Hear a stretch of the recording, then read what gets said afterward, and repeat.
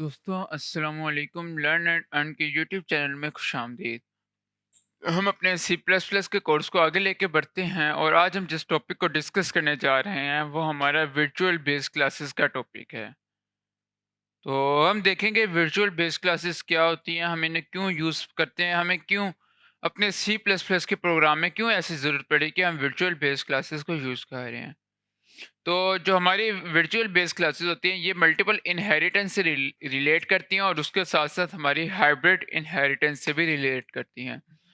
तो इसमें आपके पास सिचुएशन जो होती है वो कुछ ऐसी आती है कि आपके पास अगर एक बेस क्लास है, कि आपके पास ये ए बेस क्लास है एक आपकी, और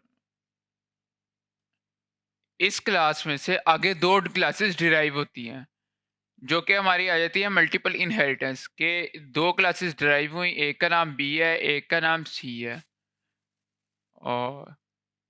और बी और सी में से एक क्लास और डिराइव होती है। तो एक और डी क्लास हम क्रिएट कर लेते हैं जो कि हमारी बी और सी से ड्राइव हो रही है। तो हमारी जो बेस क्लास है वो हमारे पास ए है जो कि हमारी ग्रैंड पेरेंट क्लास है। ये हमारी बेस क्लास है, और ये बी और सी जो है ये हमारी दो पेरेंट क्लासेस हैं जो कि हमारी ए से ड्राइव हुई हुई है। और जो हमारी डी क्लास है वो हमारी एक जो चाइल्ड क्लास है, जो कि ग्रैंड चाइल्ड क्लास है, जो कि हमारी चाइल्ड नंबर 1 और 2 से ड्राइव हुई है, जो कि हमारे ए है, ए ओ सॉरी बी और सी से ये ड्राइव हुई है। तो अब होता क्या है? होता ये है कि हमारी कुछ प्रॉपर्टीज़ जो ए की प्रॉपर्टीज़ है, लाइक हमारे ए के अंदर एक फंक्शन पड़ा हुआ है वॉइड का, जो है वॉइड ए का फंक्शन पड़ा हुआ है एक, और वो फंक्शन जब मैंने ए से बी और सी को ड्राइव किया तो वॉइड ए का फंक्शन वो मेरी बी क्लास में भी चला गया, और वो मेरी वॉइड ए का फंक्शन मेरी सी क्लास में भी चला गया। तो जो वॉइड ए का फंक्शन है वो मेरी ए बी क्लास में भी गया, और वॉइड ए का फंक्शन मेरी सी क्लास में भी चला गया। अब मेरी बी और सी दोनों क्लासेस के पास वॉइड ए का फंक्शन है। जब मैं क्लास बी से और क्लास सी से मैं डी क्लास ड्राइव करता हूँ तो मेरा जो वॉइड ए का फंक्शन है वो मेरा बी क्लास से वॉइड ए का फंक्शन डी पे भी जा रहा है, और मेरी सी क्लास से भी डी में आ रहा है।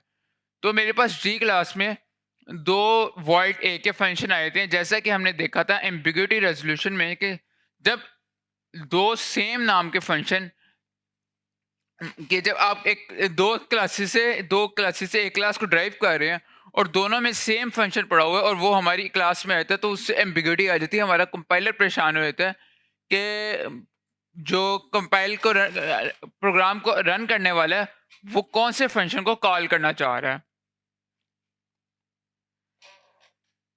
तो यहाँ पे इस चीज़ का मसला आया था कि हमारे उसको कंपाइलर को परेशानी होती है कि जो इसने ए से भी एक फंक्शन लिया और ए से सी ने भी फंक्शन लिया, और जब डी ने बी और सी से मिलकर डी बनी, तो ए का फंक्शन जो कि बी में गया था और ए का फंक्शन जो कि सी में गया था वो डी में दोनों तरफ से डी में आया था। कि एक दफ़ा बी से वॉइड ए का फंक्शन डी में आया और एक दफ़ा सी से वॉइड ए का फंक्शन डी में आया। तो डी के पास दो जगह से सेम नाम के फंक्शन आ रहे हैं, तो हमारा कंपाइलर हमें एम्बिगिटी का एरर दे देता है। तो अब इसका मसला जो सॉल्यूशन निकालना था उसके लिए क्या किया गया, उसके लिए वर्चुअल बेस क्लास को बनाया गया। अब वर्चुअल बेस क्लास का बेसिकली काम क्या होता है वो भी हम देखते हैं। वर्चुअल बेस क्लास का काम होता है कि जब भी हम वर्चुअल कीवर्ड को यूज करते हैं, फिर कि जब हमारा यहाँ पे अगर मैं आपको दोबारा करके बताऊं कि ए बी सी और डी,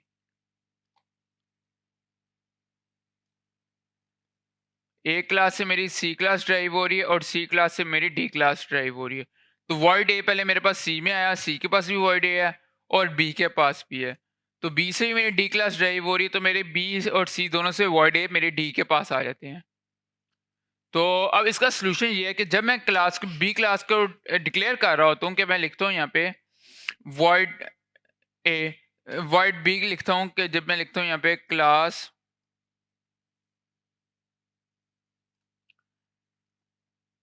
बी सेमीकोलन तो उसके बाद मुझे अपनी एक क्लास को वर्चुअल बना देना होता है। तो मैं इसको यहाँ पे लिखता हूँ वर्चुअल, वर्चुअल का कीवर्ड लगाता हूँ यहाँ पे।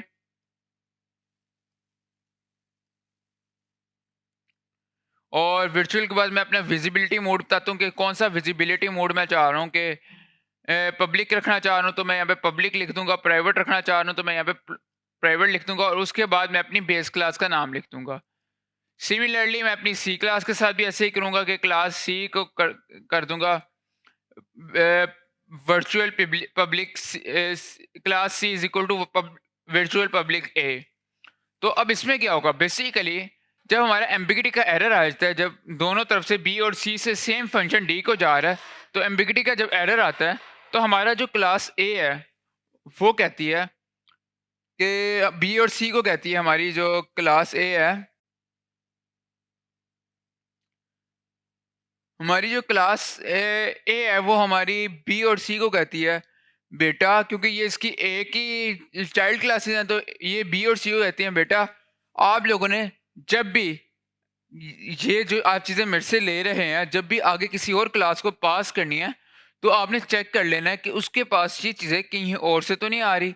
जैसे हमने देखा था वॉइड ए का फंक्शन, तो ए ने बी और सी को कहा कि आप मेरे से वॉइड ए का फंक्शन एक्वायर कर रहे हो, आप मेरे से इसको इनहेरिट कर रहे हो। तो इनहेरिट करने के बाद आप अगर किसी और को इनहेरिट करना चाह रहे हो, किसी और को देना चाह रहे हो, तो आपने जिस क्लास को दे रहे हो उसको चेक कर लेना है कहीं आपका दूसरा भाई भी तो उस क्लास को वो फंक्शन नहीं दे रहा। अगर ऐसा है कि आपके दूसरे भाई यानी कि सी क्लास ने पहले ही डी क्लास को फंक्शन दे दिया है, तो आप उस डी क्लास को फंक्शन नहीं दोगे। तो बी और सी कहती है ठीक हो गया पापा जी, हम जब भी किसी आगे आपसे जो चीज़ें ले रहे हैं, आपके जो मेंबर्स को हम एक्वायर कर रहे हैं, जब भी आगे हम किसी और को देने लगेंगे तो हम पहले चेक कर लेंगे कि उस किसी और ने तो बी ने तो नहीं उसको दे दिया। सी कहता है कि मैं भी चेक कर लूंगा कहीं बी ने तो नहीं दे दिया, बी कहता है मैं चेक कर लूंगा कहीं सी ने तो नहीं वॉइड ए का फंक्शन पहले दे दिया। तो वो पहले चेक करते हैं, अगर दे दिया हुआ तो फिर हम नहीं देंगे। तो वो कहते हैं कि आप ए को कहते हैं आप टेंशन ना ले, फिर इस उनको बताने के लिए ए को कि हम ऐसा चेक करेंगे, वो अपने नाम के साथ वर्चुअल लगा लेते हैं। अब मैं आपको ये चीज़ उससे समझाता हूँ, एक जो हमारी एग्जाम्पल है उससे समझाता हूँ कि मेरे पास यहाँ पे एक क्लास है, क्लास पेरेंट के नाम से एक क्लास है। मेरे पास एक पेरेंट की क्लास है और उसके अंदर मेरे पास एक इंटीजर पड़ा हुआ है, इंट बेस्ड डाटा। ये मेरे पास एक मेरी पेरेंट की क्लास के अंदर डाटा पड़ा हुआ है।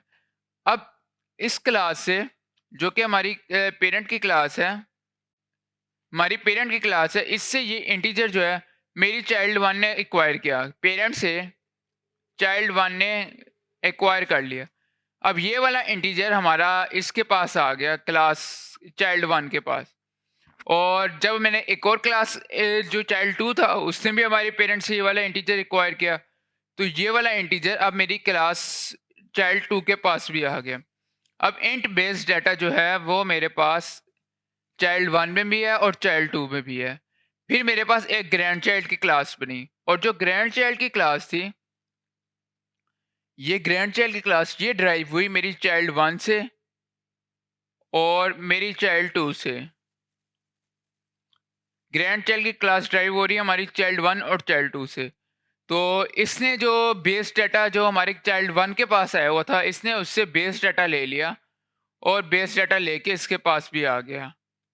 अब हमारी ग्रैंड चाइल्ड के पास चाइल्ड वन से भी बेस डाटा आ गया और चाइल्ड टू ने भी इसको बेस डाटा दे दिया।